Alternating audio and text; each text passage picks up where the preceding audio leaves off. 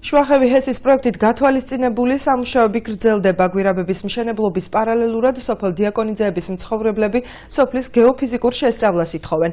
მოსახლეობა ირწმუნება, რომ მიწისქვეშა სამუშაოების გამო დაიბზარა სახლები, დაიკარგა წყაროწყლები და დაბინძურდა ჰაერი.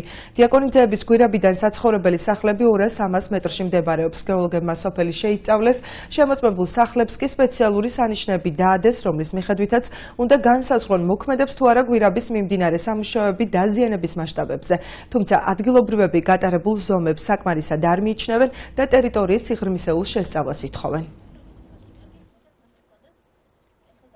ღამეში მე ჩემი სახლის მდგომარეობა ნახეთ, ავარიულად არის ჩემი სახლი, მეშინია, ღამეში აფეთქება, მეშინია რომ ფეთქდება გარეთ ვარ. გამოსული რომ უცბად არ გადავარ. 4 დღე ეს ხალი დაწყდა, საერთოდ დაწყდა. არ ვიცით ახლა აფეთქებასთან დაკავშირებით დაწყდა, აბა მეტი ეს ხალი არ დაწყვეტილა, არ ყოფილა ისეთი შემთხვევამ დაწყვეტილიყო. გვირაბის გამო ძალიან ზარალდებით და სუნი, აი რაღაცა ხრეშს იმას რომ აგერს ყრიან, ძალიან სუნიანია სახლში. აქ ტრაქტორებს და იგენს რომ ამუშავებენ.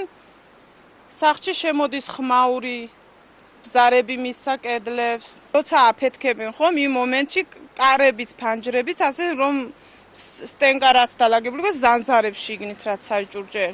შემოწმდა ოჯახები, მათ თავისი ნიმუშები ჰქონდათ, გააკრეს იმ ბზარებზე, რომელ ოჯახებსაც ბზარები ჰქონდა, გააკრეს იქ და თქვენი თვალით ნახეთ, რომ ჩემს ოჯახში უკვე ის ნიმუშები ან უნდა გაიხიოს, ან მოძვრეს.